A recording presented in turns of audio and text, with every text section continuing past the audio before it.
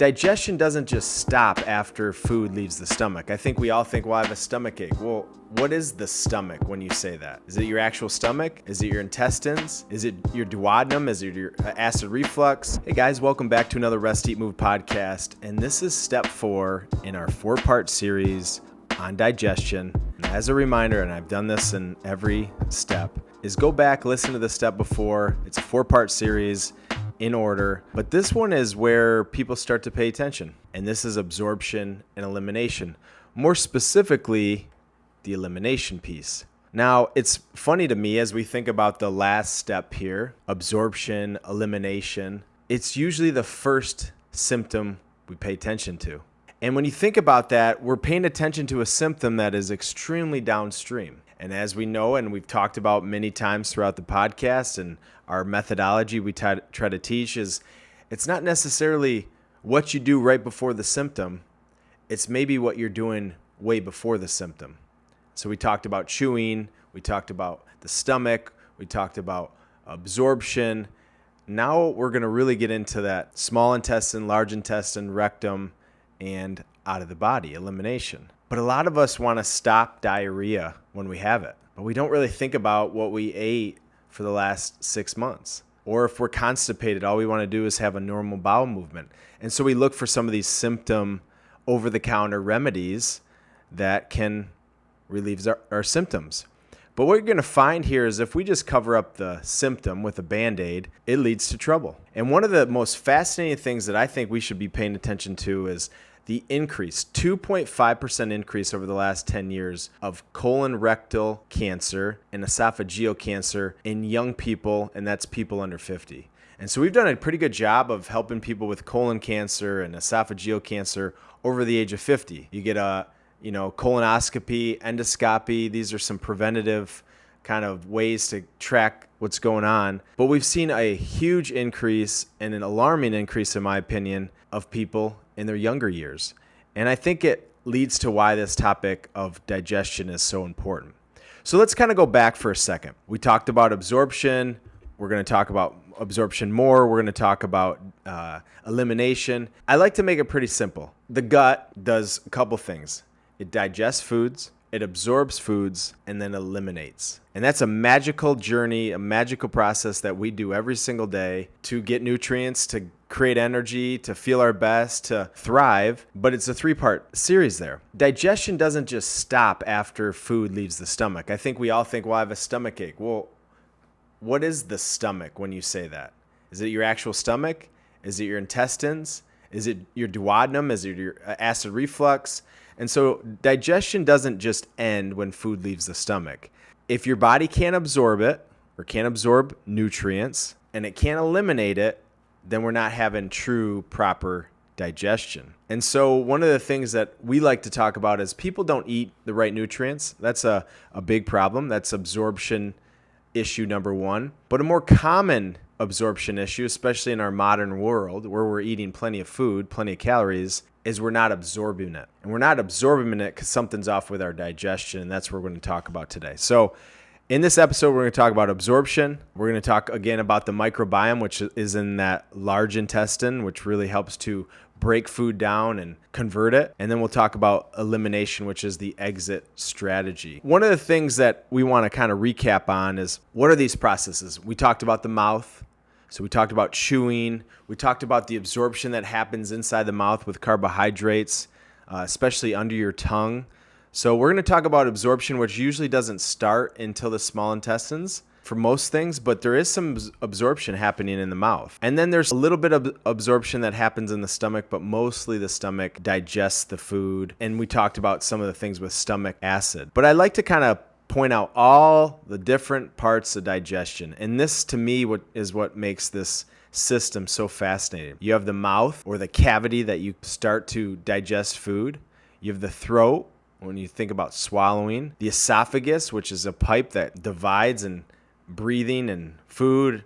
And then it goes down into the stomach, and then it goes into the small intestine, the large intestine, the rectum, and then out the anus. There's a couple other things that are happening in digestion. You have this thing called your liver. Your liver is making these chemicals to help to break down food. It's going to help to detoxify. It's going to be your filtration system. You have the gallbladder. This creates bile, and that bile breaks down fat. You have the pancreas, which is one of the most important organs in the human body that sometimes we just overlook. Pancreatic cancer is one of the most dangerous cancers that you can ever have. Well, it's because it's part of this system, specifically with blood sugar, hormones. And so those are all the different parts of digestion. And so the entry point is ingestion. This is when you're choosing to put something in the mouth, whether it's food or drinks.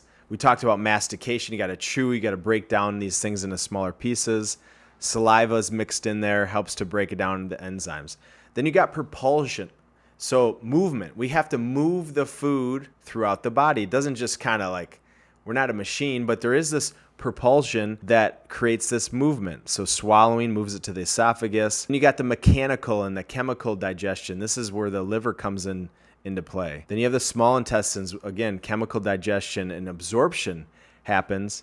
The large intestine, where water is absorbed, the microbiome does its magic, and then elimination. And so it's a complex system. A lot of times we pay attention when we have a stomach ache or we are constipated or have diarrhea, but there's a lot more going on other than those things. There's four important things that we forget when we think about digestion. We know about the stomach, we know about the intestines, we know about having a bowel movement, we know we have to chew it, but there's these other organs. The liver, the gallbladder, the duodenum, the pancreas. The duodenum isn't an organ. It's the first 10 to 12 inches of your small intestines. But this is such a critical piece. And so most people have never heard of the duodenum unless you're having some issues. Maybe you've know someone that's had their duodenum removed or some of their small intestine removed. This is what mixes the chyme. So this food slurry that we've created in the stomach, this is when the gallbladder produces the bile and it starts to break down fats.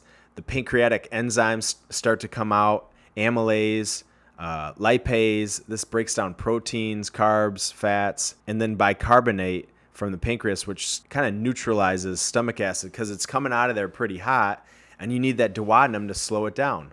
Well, let's back up for a second. Why is the duodenum so important? What if it comes out of the stomach too hot, duodenum can't do its job, and it hits the small intestine too acidic? Next thing you know, we got diarrhea because it's going too fast. And if it's going too fast, we're not going to have absorption. We want that slow, normal, consistent digestion because we're going to have better absorption. Food is not fully broken down in nutrients until it's absorbed in the small intestine. So this is where we start to get the absorption to happen. But like I said, what are the symptoms? Well, we care about when we're constipated. That's not a comfortable thing. But you start to think, okay, increase in colon cancer, esophageal cancer, acid reflux, mental health issues. We're not producing those neurotransmitters. When you're constipated on a regular basis, and what that means, what constipation on a chronic basis, if we're not having a normal bowel movement at least once a day. So if you're going 2, 3, 4 days without a normal bowel movement, that is not normal, may be common.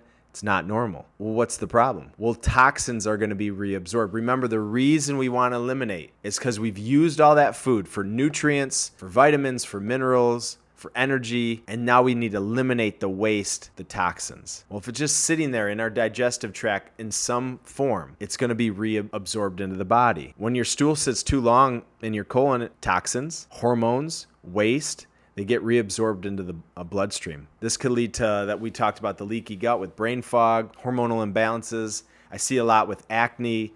I see it with fatigue. It starts to imbalance your microbiome. So your microbiome doesn't know what's going on. Maybe you start to feed too much of the bad bacteria, start to have fermentation where you get gas and bloating, overgrowth of these bad bacteria, and then inflammation. This is going to be a very uncomfortable thing. So constipation is never a good thing. Occasionally we're going to have constipation. Maybe if you're traveling and your electrolytes get out of balance, maybe you're dehydrated, but we really want to have a normal bowel movement. The other symptom that we start to pay attention to is diarrhea, going too quickly. This is when we're going to have dehydration. We're going to have that electrolyte loss. We're going to rapidly deplete water and electrolytes because it's going too quickly. Leads to fatigue again, dizziness, low blood sugar, maybe even some heart arrhythmia because we don't have that electrolyte balance. Number 2, you're definitely going to have poor nutrient absorption. So if you're going to the bathroom 3, 4, 5 times a day You're never having a regular bowel movement. It's loose. It's going too quickly. You're not going to be absorbing those nutrients, and then you're going to become deficient. And it's going to really burn that gut lining. So we talked about the villi and the microvilli, leaky gut, those connections, IBS. It's really going to be damaged, and that microbiome again is going to be disrupted. So it's going to flush out good bacteria because it's going way too fast, and then that's going to leave room for some of these pathogens, maybe yeast overgrowth, and it's going to reduce your gut resilience. And so when we think about absorption, I always think it's interesting when the small intestines, when your food hits the small intestine, that's when absorption really begins. And that's why it's very, very long. So it's wound up in our body, and it takes a long time because we want that slow, consistent absorption. Then you have that villi, so it's not just a smooth surface. It has those ridges, so there's a lot more surface area. It begins in the small intestine. So that's where nutrients are absorbed. They send them to the liver. The large intestine is where water is absorbed. So if we go too quickly, and then next thing you know, and that's why we have diarrhea, is because water was not absorbed. It didn't have enough time. So think about your electrolytes. Think about, sodium, potassium. All these things are really important. They happen in the large intestine, and then the end of your large intestine, where our fecal matter sits before we go to the bathroom, that's called your rectum, and that then leads out of the body, eliminating waste. And so you're thinking, Matt, I've talked too much about waste, poop, absorption, elimination, but let's come back to this. Your gut is called the enteric nervous system. It actually has more neurons than your spinal cord, and so that's why it's called the second brain. Your gut, from your mouth out of the body, is your second brain. It has all these neurons. It communicates to the body. How are we doing? What's the energy like? How is our hormones, our immune system, our neurotransmitters? And so at the end of the day, cancer's off the charts. Mental health issues have never been worse. People are struggling to lose weight. Ozempic, let's try the shortcuts. All of these things are going to be way downstream. And when you go downstream, next thing you know, you play the whack-a-mole. You eliminate the diarrhea with the over-the-counter. So you're going to take some medication that is going to stop the diarrhea. Next thing you know, maybe you're constipated, or maybe constipation was the first symptom. Again, we're going to take a medication or a over-the-counter, a stool softener, maybe Phillips milk of magnesia, or doing something to get the bowel going. But we're again downstream. Or acid reflux, we pop the Tums or the acid reflux medications. We got to go upstream. And upstream is going to take more than a day. Like I said, we turn over these intestinal cells every 3 to 5 days. We have the ability to heal. So you take a week and you start to feel better. Maybe you start to have closer to a normal bowel movement. Elimination. From there, you go 2 weeks, 3 weeks. Next thing you know, those cells have completely transformed.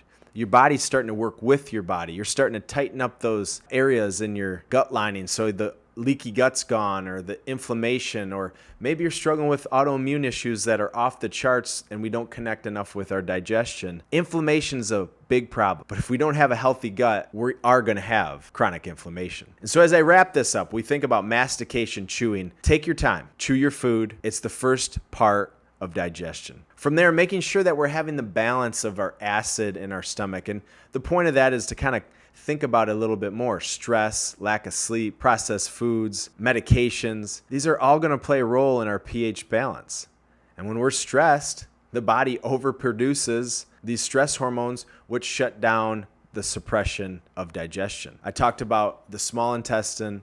I talked about different elements with the gut lining, the microbiome. Today, it's about absorption. And I think that's the most important part about digestion, but we can't miss the first couple steps. So if we're not chewing our food, it's already gone into the body, not digested enough. Absorption is going to be harder. If we're not putting the right foods in the body, if we're not making the right choices, again, the body can only do so much. It's doing exactly what it's meant to do, but if you run it too hard, put it away, don't take care of it, next thing you know, it breaks down. I think the enteric nervous system is something we need to learn more about. We learn about the central nervous system. We hear about our brain and our spinal cord, but we got this amazing thing that takes food and turns it into fuel. I looked up on chat today to kind of come up with a cool slogan, and they came up with bite to flush. And that's really to sum up our 4-part series. We went from our mouth all the way to the toilet. And this amazing journey, this is not just food, it's energy, it's your immunity, it's your overall health. And when you heal your gut, in my opinion, when you heal your gut, when you pay attention to your gut, when you listen to your gut, you make better choices. And when you heal your gut or have good gut health, I think you can thrive or possibly heal your life. Thanks for joining us, a 4-part series on digestion. We'll see you again next time.